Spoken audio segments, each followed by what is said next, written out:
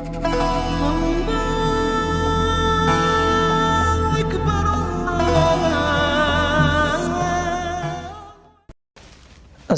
আলাইকুম ওয়া রাহমাতুল্লাহ। আলহামদুলিল্লাহি ওয়াহদা ওয়াসসালাতু ওয়াসসালামু আলা মান লা নাবিয়্যা বা'দা। আম্মা বা'দ, ফাআউযু বিল্লাহি মিনাশ শাইতানির রাজীম। বিসমিল্লাহির রহমানির রহিম। লাকাদ কানা লাকুম ফি রাসূলিল্লাহি উসওয়াতুন হাসানাহ। আও কামা ক্বালা আলাইহিস সালাতু ওয়াসসালাম, বুইসতু লিউতিম্মা মাকারিমাল আখলাক। হাকাদা আও কামা ক্বালা আলাইহিস সালাতু ওয়াসসালাম। আলহামদুলিল্লাহ সুম্মা আলহামদুলিল্লাহ। প্রিয় শ্রোতা মণ্ডলী, দূরে এবং কাছে যারাই যেখান থেকে আমাকে দেখছেন, আমি সকলকে কালচার কানেক্ট টিভির পক্ষ হইতে আন্তরিক শুভেচ্ছা জানাচ্ছি। আজকের এই পর্বে ইনশাআল্লাহ আমরা আলোচনা করব আমরা আমাদের বিবিদের সাথে কেমন আচরণ করব। আল্লাহ তাআলা কোরআনে পাকের মধ্যে ফরমান, রাসূলুল্লাহ সাল্লাল্লাহু আলাইহি সাল্লামকে আল্লাহ তাআলা উত্তম আদর্শ হিসেবে দুনিয়াতে প্রেরণ করেছেন। তিনি আমাদের মডেল, আমাদের জন্য আদর্শ। এবং রাসূলুল্লাহ সাল্লাল্লাহু আলাইহি সাল্লাম বলেন, বুইসতু লিউতিম্মা মাকারিমাল আখলাক।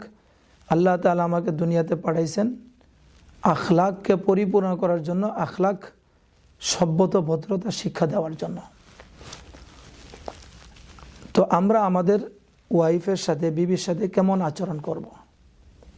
রাসূলুল্লাহ সাল্লাল্লাহু আলাইহি ওয়াসাল্লাম তার জীবনে কখনো তিনি বিবিদের সাথে খুব রাগান্বিত হয়ে গেছেন, রোড হয়েছেন, এটা করেননি।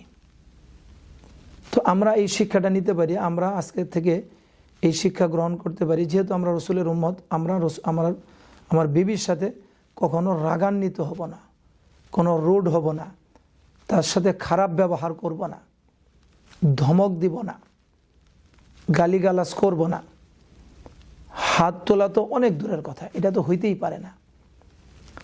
তো এই জন্য এটা হলো আদর্শ। রাসূলুল্লাহ সাল্লাল্লাহু আলাইহি সাল্লাম বিবিদেরকে খুব মহব্বত করতেন, খুব ভালোবাসতেন। সবচেয়ে বড় কথা হলো তাদেরকে অত্যন্ত সম্মান করতেন।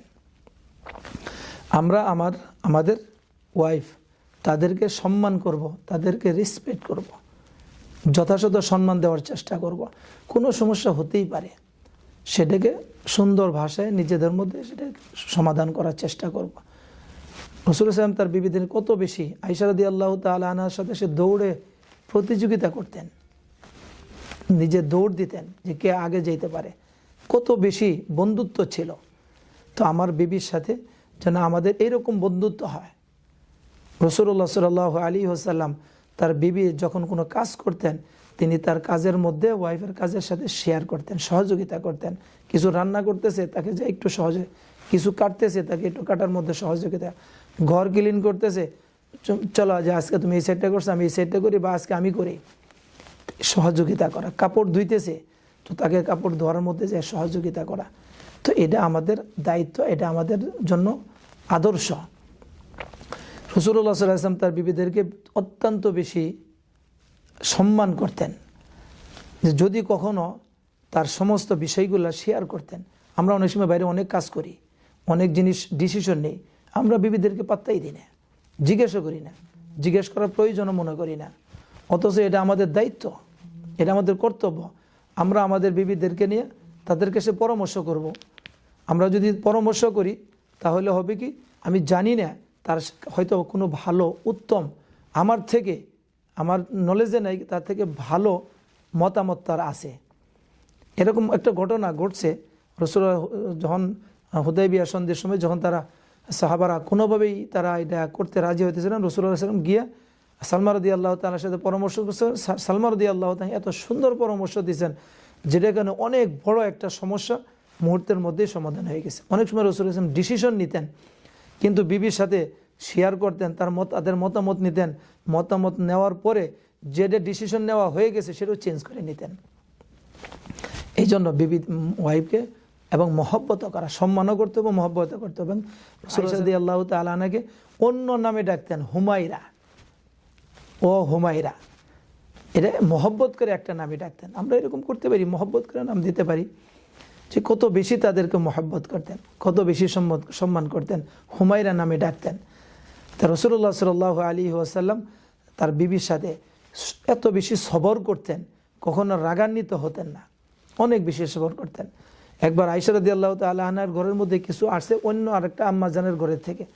কোনো একটা মুহূর্তে আয়েশা রাদিয়াল্লাহু তাআলা আনহা একটু হাত দিয়ে একটু লাড়া দেওয়ার কারণে সেটা পড়ে গেছে।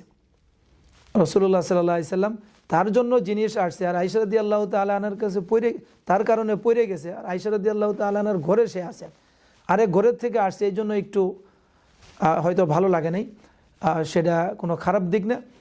তো এটা বলার উদ্দেশ্য হলো রাসূলুল্লাহ সাল্লাল্লাহু আলাইহি ওয়াসাল্লাম হাসতেছিলেন এবং রাসূলুল্লাহ আয়েশা রাদিয়াল্লাহু তাআলা আনহাকে বলেন, ও আয়েশা জানো, আচ্ছা এই কথাটা শেষ করি।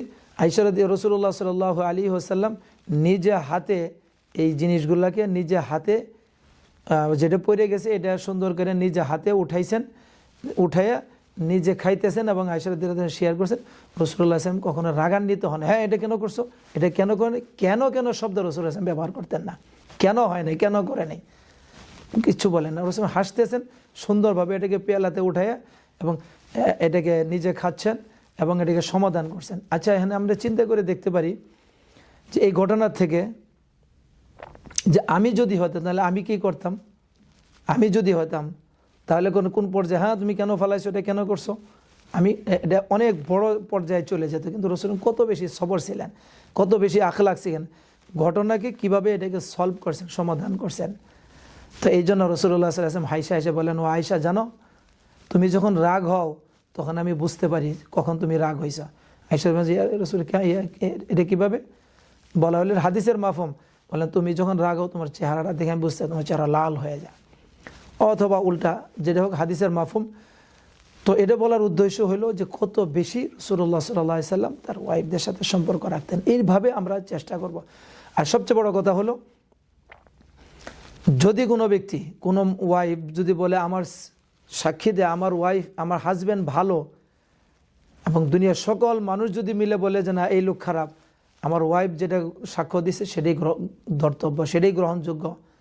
আর দুনিয়ার মানুষ যদি বলে সে ভালো না, ওয়াইফ বলে ভালো, ওয়াইফেরটাই গ্রহণযোগ্য। আর দুনিয়ার সকল মানুষ যদি বলে যে ওয়াইফ, আর সকল মানুষ যদি বলে সে খারাপ, ওয়াইফ যদি ভালো বলে ভালো, তাহলে সে ভালো।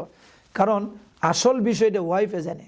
মানুষ যখন বাইরে থাকে তখন সকলের সাথেই ভালো থাকে, ঘরে যখন চলে আসে তখন তার চেহারা চিনা যায় সে আসলে কি ভালো কিনা। এটা সবচেয়ে বড় পরিতাপের বিষয় হলো, আমরা যখন বাইরে থাকি, খুব ভালো থাকি, ঘরে যখন চলে আসি আমাদের চেহারা চেঞ্জ হয়ে যায়, মনে হয় আমাদের চেহারা, আমি একটা বিকট মানুষ, খুব একজন ভয়ঙ্কর মানুষ, আমাদের চেহারা, আমাদের রূপ ভয়ঙ্কর হয়ে যায়। তো এটা ঠিক না। তো এরকম না, অনেক সময় আছে বিবি দোয়া করতে থাকে আমার ওয়াইফ যেন তাড়াতাড়ি না আসে, অনেক দেরিতে আসে, কারণ আসলেই তো ঘরের মধ্যে মুসিবত শুরু হয়ে যাবে। এটা সুন্নত না। এইভাবে যদি চলতে থাকে ওই ফ্যামিলির উপর রহমত আসবে না। এই জন্য আমরা আমাদের ওয়াইফের সাথে সদ্ব্যবহার করব, সুন্দর আচরণ করব। এর দ্বারা হবে কি, আমার সাথে ওয়াইফের যদি মহব্বত থাকে, আল্লাহ সন্তুষ্ট থাকবে, আল্লাহ রহমত আমাদের পরিবার উপরে ব্যক্তি জীবনে আসবে।